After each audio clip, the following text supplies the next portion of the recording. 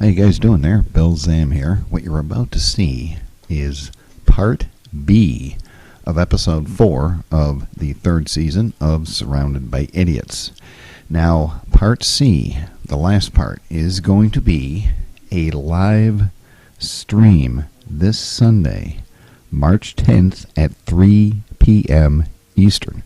You'll be able to see the live stream and tune in for it at sunskyMysteries.com. That's sunskyMysteries.com. We will have the show chat open so that you may communicate with me, the host, ask me questions, make comments during the show. This is the last test before we will be able to start doing on-air interviews again. So, join us Sunday, March 10th at 3 p.m. Eastern at sunskyMysteries.com. In the meantime, enjoy Part B of the fourth episode of Season 3 of Surrounded by Idiots. And we'll see you this Sunday, 3 p.m. Eastern.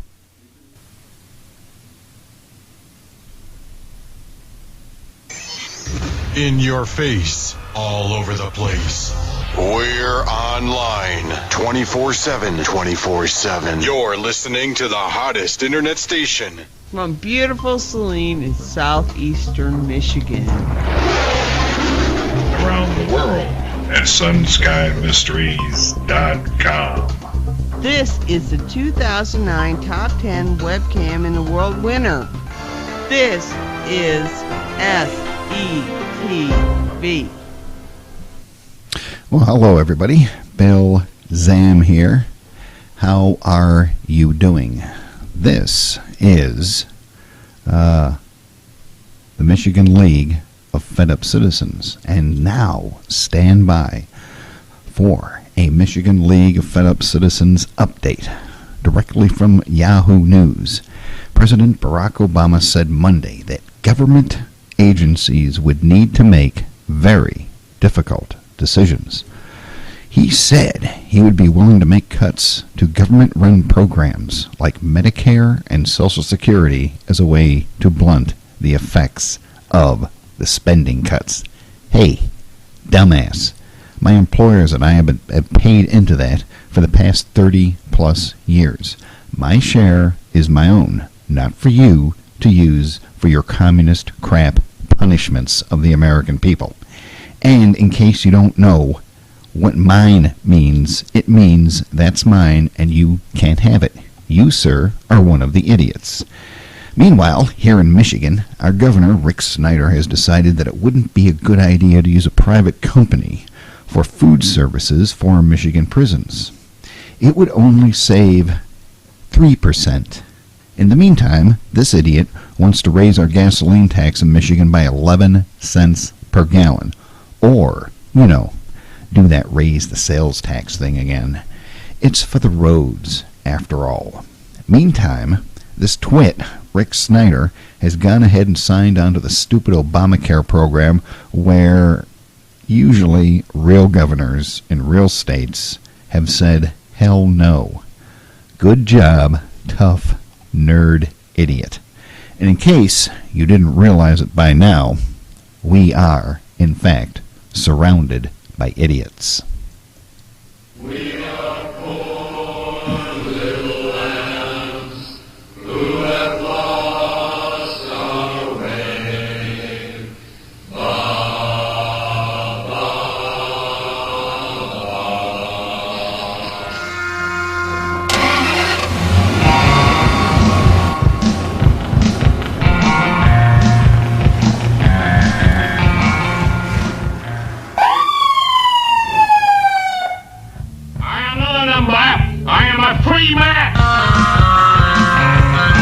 Those who would trade our freedom for the soup kitchen of the welfare state have told us they have a utopian solution.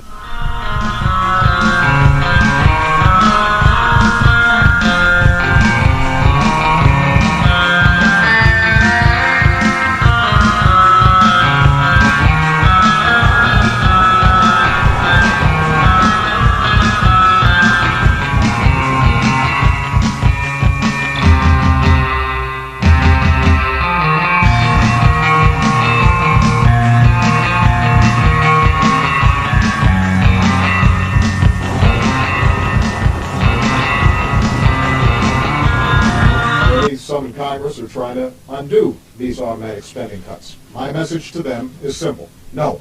You're moving into a land of both shadow and substance, of things and ideas. You just crossed over into the twilight zone. So these cuts are not smart, they are not fair, they will hurt our economy, not well thought through.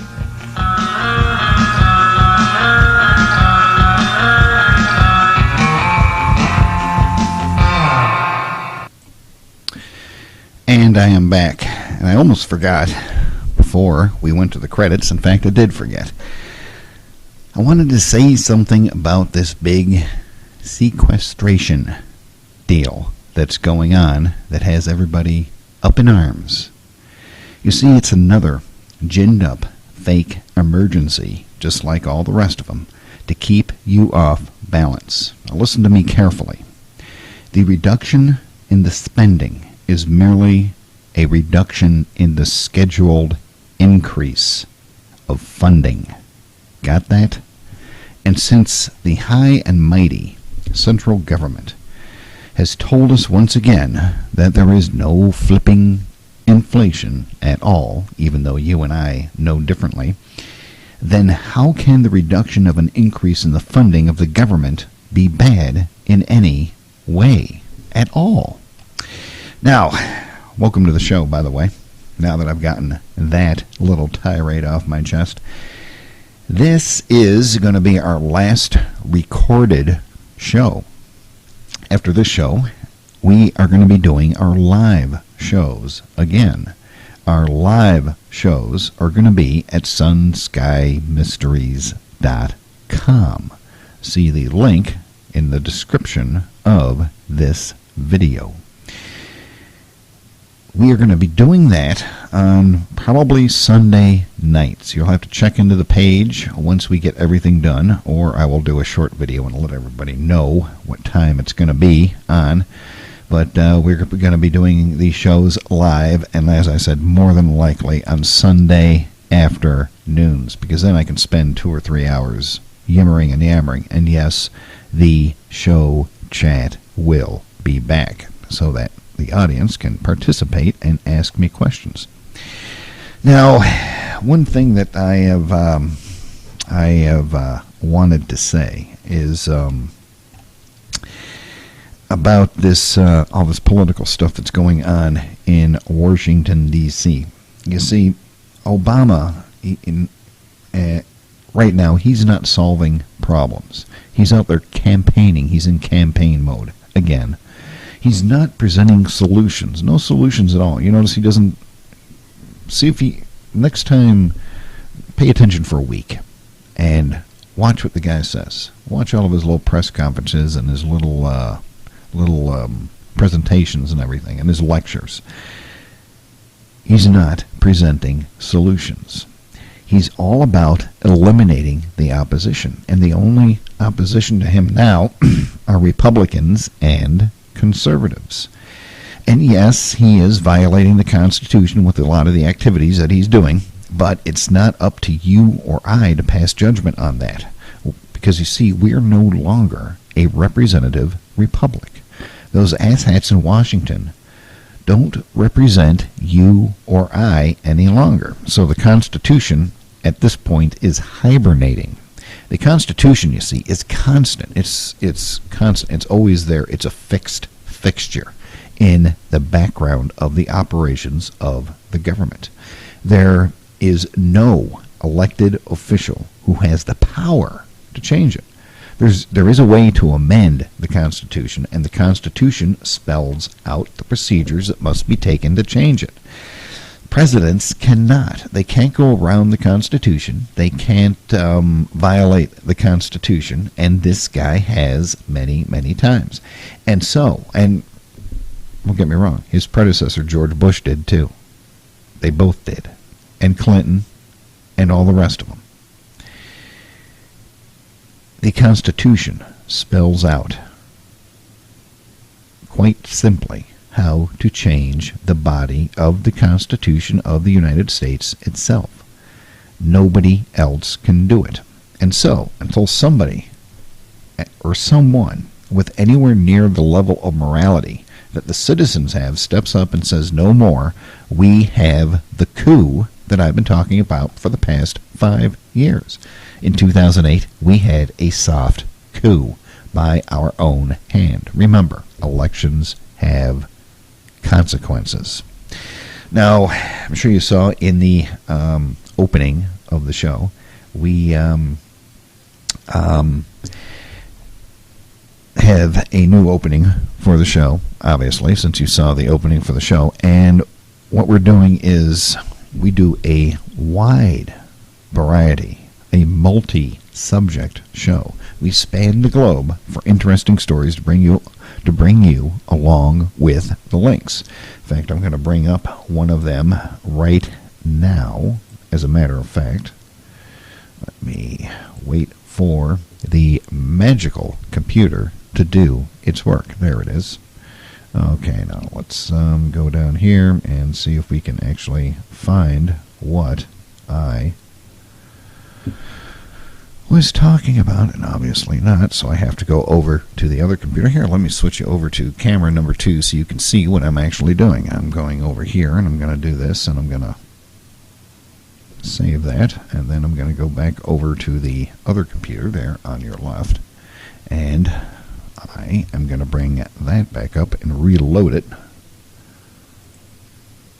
And let me see. Here we go. Right here. The top story today that I found very, very interesting is this one right here. A giant beam of light came down from the sky and burned a hole in a field in Tasmania. Let's take a look at this. This is amazingly interesting, I think. There is a photograph. This comes from, let me see where this comes from, abc.net.au. abc.net.au. There is a photograph of the giant hole burned into the field. Right there. The article says, Tasmanian police and firefighters were unable to explain the source of a beam of light which reportedly fell from the sky and formed a circle of fire in a Hobart suburb. Early Saturday morning, police and fire crews received calls from concerned residents in Carnegie Street at Claremont, who reported seeing a bright light igniting a fire in a nearby paddock. Tasmanian Fire Service Officer Scott Vinen says the blaze was quickly put out, leaving an obvious burnt patch. Right there. The obvious burnt patch is right there on the screen. However, the fire service says it will not investigate further. Well, isn't that just absolutely splendid? You see, this beam of light comes down from the sky. Maybe it was a plasma discharge or something from the atmosphere. Comes down from the sky, burns a hole in the ground.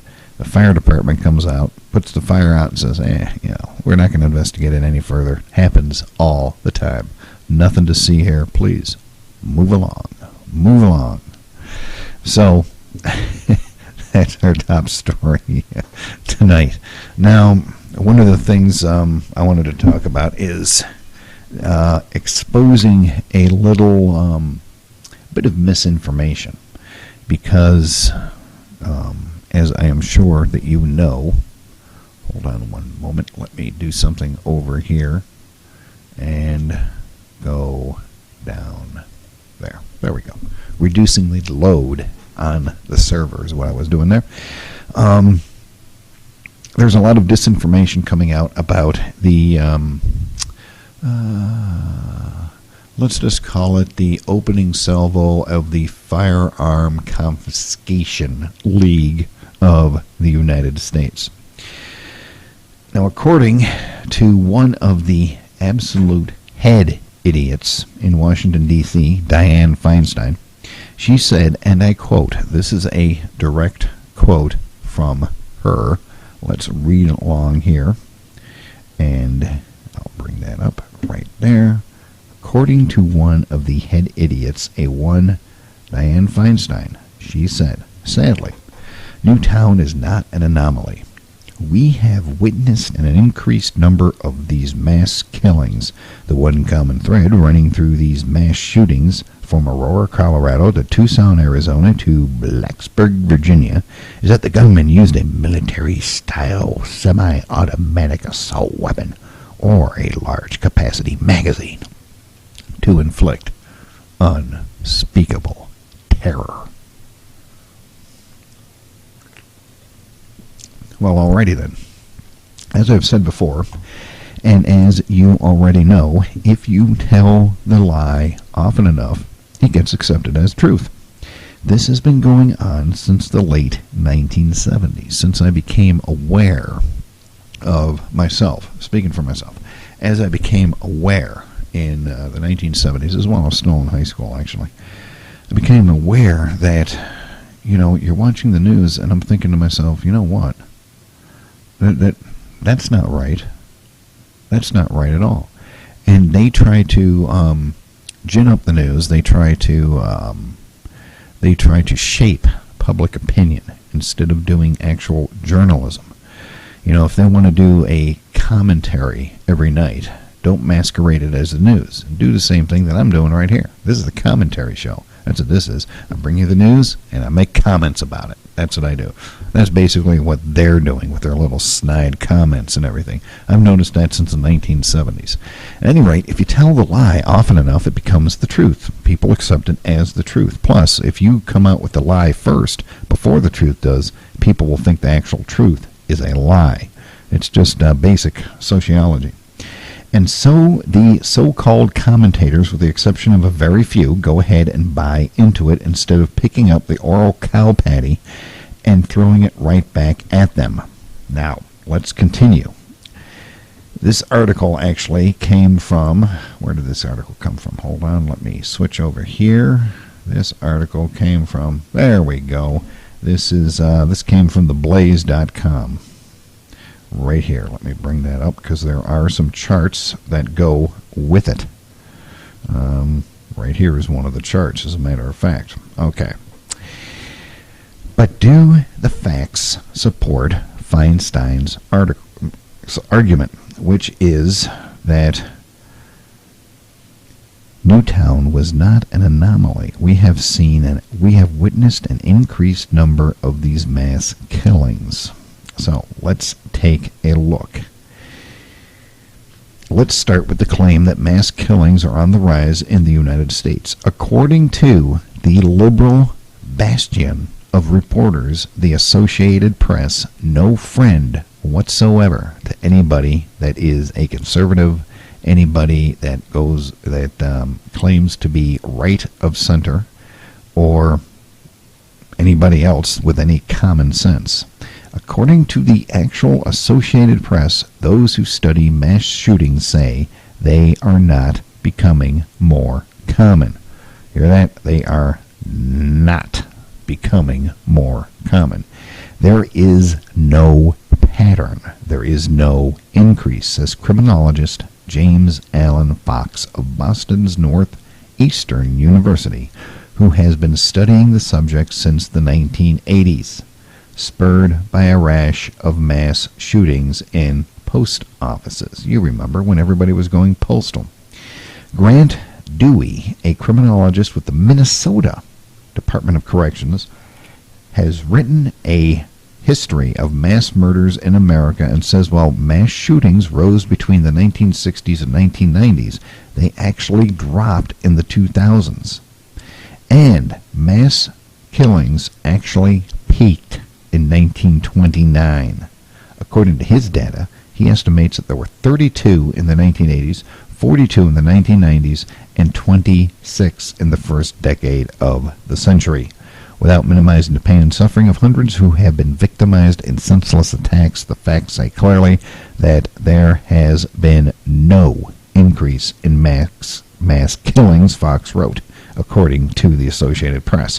When clusters of incidents occur close together, he added, that likely reflects a mixture of copycatting and coincidence. Chances of being killed in a mass shooting are no greater than being struck by lightning.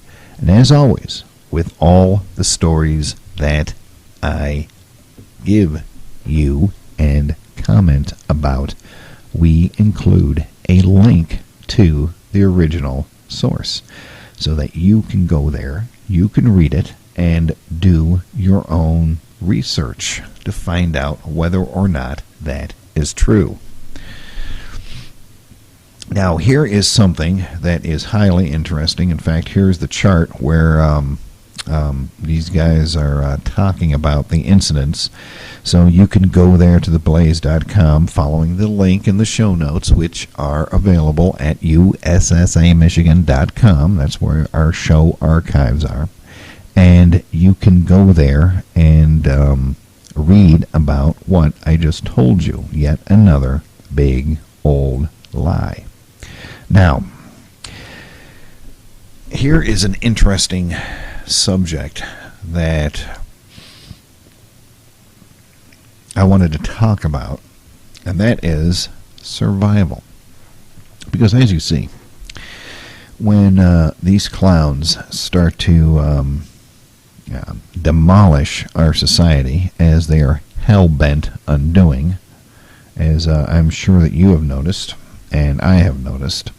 In fact, I came across an article today that is called, hold on a second, I don't have this one up on the show notes, so I can't show it to you, but this is called 12 Things That Just Happened That Show the Next Wave of Economic Collapse is Almost Here. Let me see here. According to Trim, there's number one. According to TrimTab CEO, corporate insider purchase of stocks that hit an all-time low. Number 2. This past Friday, we learned that personal income in the United States experienced the largest one-month drop in 20 years. Number 3. In a stunning move, Michigan Governor Rick Snyder says that he will appoint an emergency financial manager to take care of Detroit's financial affairs. Number 4. On Friday, it was announced that the unemployment rate in Italy had risen to 11.7%. It was a huge jump from the 11.3% the previous month. Italy now has the highest unemployment rate that it has experienced in 21 years. Number 5, the youth unemployment rate in Italy is now 38.7%. Number 6, it was announced that the unemployment rate in the Eurozone as a whole has hit 11.9%. Number 7, on Friday, it was announced that the unemployment rate in Greece has hit 27%. Number 8, the youth unemployment rate in Greece is now almost 59%. 59% in Greece. On Saturday, hundreds of thousands of protesters filled the streets of Lisbon and other Portuguese cities to protest the austerity measures that are being imposed upon them. Number 10, according to Goldman Sachs, bank deposits declined all over Europe in January. Over the weekend, the deputy governor of China's central bank declared that China is preparing for a currency war a la 1930s. Number 12, Italy is an economic basket case at this point. What this all means is that trouble is coming. You see, the United States caused the last wave in 2008 of the cascading effect that went around the globe. And now it looks like the Europeans are going to cause the next wave, and it will affect us. However, let me scroll down here. However, there is some key things that you need to know about, because we all need to learn how to survive. As this situation goes on and on, we have to expect that at some point there will either be an attempt to remove the government under the Constitution, or there will be mass arrests of the people. At that time, you'll need to know how to survive without the infrastructure to aid you. A great site that has 100 books that you can download, 100 books as PDF files, is, let me zoom in on this for you, 100 free survival downloads. This is at governmentslaves.info. That's government spelled GOVT. GOVT slaves.info. 100 free survival downloads. This is, they give credit to Libertarian Smile for all the good information. They have first aid files when there is no dentist, when there is no doctor, personal wilderness survival medical kits, a wound closure manual, a full first aid manual, an emergency war surgery, ditch medicine, advanced field procedures, United States Marine Corps wilderness medicine course. They have survival manuals, the urban preparation kit part 1, how to make a trap, wilderness survival skills, surviving a terrorist attack, survival in the wilderness, survival water purification, preserving game meats, nuclear war survival skills, how to build a debris hut, pandemic influenza plan, a combat survival and evasion book, a cold weather survival, like camp life in the woods and tricks of trapping and trap making, living, alpine living for SAR. Let me see, adventurer woods travel, and it goes on and on. Look at all of these different books that these people have. Here's edible and medicinal plants, survival medicine, how to make herbal preparations, edible medicinal plants. Let me see here. Let's go down and down and down. Look at all these different books. They have knots. They have entire PDF books on nothing but knot making. That's amazing. They have, let me see here, they have military manuals, pistol marksmanship, how to kill tanks, and no comment, topographic operations, terrain analysis, rappelling, ranger unit operations. Look at this list of survival books that they have. Look at all of these. This is amazing. They have bushcraft books. Getting Tough, United States Marine Corps Kill or Get Killed, Dutch oven cookbook, Boy Scout cookbook, backcountry recipe book, all of these different books and everything. These are absolutely critical and amazingly worthwhile to download and refer to. Now, a lot of people,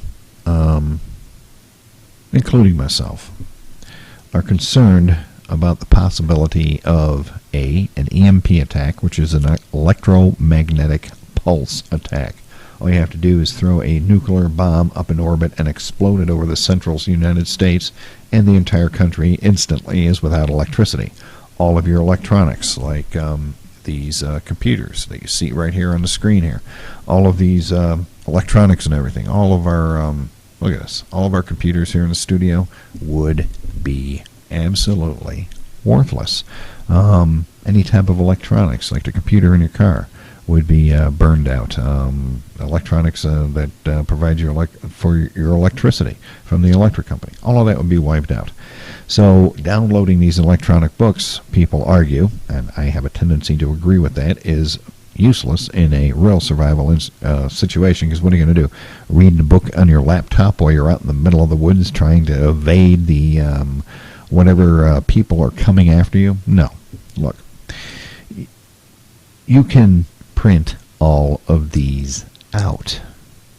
You can highlight the sections that you want to print and print that out. And, you know, in almost every town, everywhere, there are universities that have used material warehouses where they sell things. University of Michigan's got a big one there. Used computer shops. You can get yourself a dirt cheap laser printer. You can print out thousands of sheets of paper on just one toner cartridge in a laser printer. Get one of those, print out these books, and you'll have it in hard copy, and you will be the lifesaver for your neighborhood if one of these long-term disasters strike. And people say, "Well, Bill, you know, maybe a tornado or something, and this won't do you any good at all." Well, look at the victims of Hurricane Sandy that still still have not seen any help at all. That's from a hurricane last year. They haven't gotten any help at all. These people need books like this. If you don't download them, well, sorry to say, you might be an idiot. So we have all of those very interesting books. Now, let me wait for the server to do something besides just sit there and pretend it's freezed up.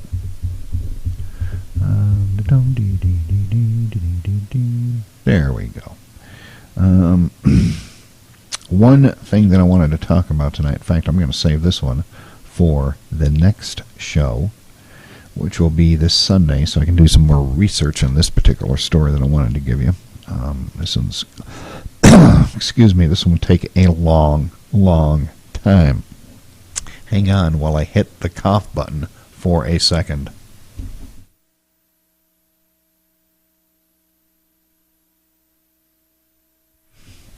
Okay, I am back from my coughing fit. My medical condition is still bothering me, which means that my voice gets very hoarse after a certain amount of time of talking.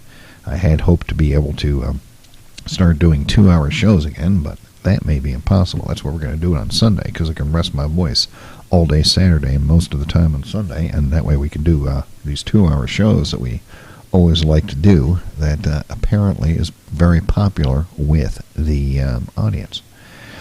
A Wall Street legend predicts doom and gloom. Apparently we're doing doom and gloom stories tonight. One thing we all know is that our old friend and orderly decline of the dollar is desirable, George Soros, is our real-world Dr. Evil. And because so much crap flows from his reptilian brain, it gets everyone around him as smelly as he is. One of his former minions of evil, Stan Druckenmiller, has popped his head up out of the molehole for a quick game of Whack a Country. Noted hedge fund manager Stan Druckenmiller, 59, on Friday warned that the United States is headed for a storm that could prove far worse than the financial meltdown of 2008. Now, you know, those 12 items that I just read for you, 12 items that, 12 items that just happened that show the next wave of economic collapse is almost here. I just came across that today, and I decided to just throw it in the show off the top of my head while I was talking about those survival books. And this guy here, this Druckenmiller, he said on Friday that we're headed for an economic storm that could prove far worse than 2008. Now you think about that. But first, if you're not familiar with this guy, here's what you need to know. He is one of the most respected and successful hedge fund managers in the past 30 years. And he said, and I quote, "I see a storm coming, maybe bigger than the storm we had in 2008 and 2010, and really the reason could happen without people looking for a lot of similar reasons that we could get into," he said during an interview on Bloomberg TV. But wait, there's more. Hold on one second here. There we go. You can take this with a large grain of salt, but it does you a favor to do a little bit of research before pulling the trigger on this conspiracy.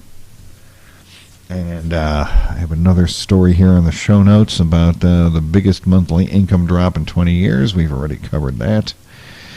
And let me see here. Oh, yes, I have to tell you about this, because this is extremely important. Let me see here. We're going to go all the way over to, hold on one second. Let me see if I can bring something up here. Let's go over here and see if we can bring this up. This comes from Popular Science, believe it or not. Everything you need to know about the copyright piracy battling alert system. Now this is a very, very interesting article right here. Let me... oh, it's not there. Okay, sorry. Talking to myself, and I gotta get with the staff once again because the links that I need for the previews, for the stories, are not set up in the computer. Drat. There has been a lot of discussion over the past week or so about the new copyright alert system. It is a confusing thing to try to figure out what the heck they're doing. But here's something that you need to know. Number one, this is a private industry effort. Okay, this has nothing to do with the government. The government did not pass a law. They did not make any regulations. This is Hollywood, the recording industry, and the internet providers. Okay, who's on this? Time Warner, I think AT&T, Comcast, might be Wide Open West, and all the big ISPs that provide you with broadband internet access are in on this program. It's a 6-tiered program. Let me bring this article back up again so that we can take a look at this. There's been a lot of discussion this week about the copyright alert system. It is a confusing thing. But if you like to steal things on the internet, or even if you don't, you should be aware of it, because this is the way copyright protection is going to work nationwide for the foreseeable future. The Copyright Alert System, or CAS, is a system developed by internet service providers, including Comcast, Verizon, and Time Warner, and copyright holders, largely the Motion Picture Association of America, the Recording Industry Association of America, and the National Cable and Telecommunications Association, the trade organizations that represent the movie, music, and television industries, respectively, to battle online piracy. The approach to battling copyright infringement before has been piecemeal and vague. Sometimes you get a letter telling you to stop, sometimes you get sued for billions of dollars, and usually absolutely nothing would happen. And now what they've done is they have tried to standardize this across all of the copyright holders and internet service providers nationwide. If you any type of if they detect torrent activity, it's a method of downloading music files, movies, things like that. If they detect that, they're going to start sending them a letter. The question that I have had is, would this also include watching a movie on YouTube for free? What if the person put something up on YouTube, it slipped through the cracks, and even though it's a violation of copyright, they haven't taken that video down and you happen to watch it? You're going to get a letter for that? There's a lot of things that remain to be seen about this. And the social networking in a box program that I have been talking about for the past month or so, it's called RetroShare. It is essentially a peer-to-peer type of system, just like these downloading sites that let you download illegal files and movies and whatnot. It is a peer-to-peer system. And we use this, my group, the group that I'm in, all the people that I use for research for the show, and my reporters and stuff, we all use this for communication because it is highly encrypted. Nobody can break into it. But it is a peer-to-peer system. Are they going to tell us that we can't do that now? We can't even talk to each other in a secure manner? One of the interesting side notes about that is there has been some discussion about people using a virtual private network, or a VPN. You can certainly do that, and the only thing the ISP, or internet provider, would be able to see is that you are on a encrypted network. That's the only thing they'll be able to see. They can't. That type of information is essentially uncrackable. So there are a lot of things that are up in the air about this. They basically just started doing it last week, so we will see what the fallout of that is. Now, that's it for tonight's show. This is part B of episode 4, and this episode is very long. When you take the whole thing and add it from end to end, it's about 2.5 hours, but my voice is preventing me during the week, after all of my daily activities, from doing a 2-hour show. But all of this relates together. The information about the rating of Social Security, your survival books, the gun control stuff, the coming calamity, the copyright stuff, all of this relates together. And hopefully by the end of this episode, which what I'm trying to tell you is this is going to be a third part, episode 4C, before we put it up, all of the show notes and everything up at USSA Michigan. Before we do that, we are going to do the whole show, because there's a lot of notes that go this one. This one is like pages and pages and pages and pages long. It's amazing how much information we have about this, but it all relates together for your survival and the information that you need. And I want to present it all at one time. So I'm doing these parts of the show before we get done with the whole thing. So part C will probably be tomorrow night, because I already have all of the notes and everything all ready to go. All I gotta do is plop my fat white ass down here in front of the camera and mutter away for a while. So until tomorrow night, today is March 4th, March 5th is when we will be uploading that particular show. So until tomorrow night, my name is Bill Zam, and we will see you tomorrow when I upload this recorded show. Hopefully that all makes sense.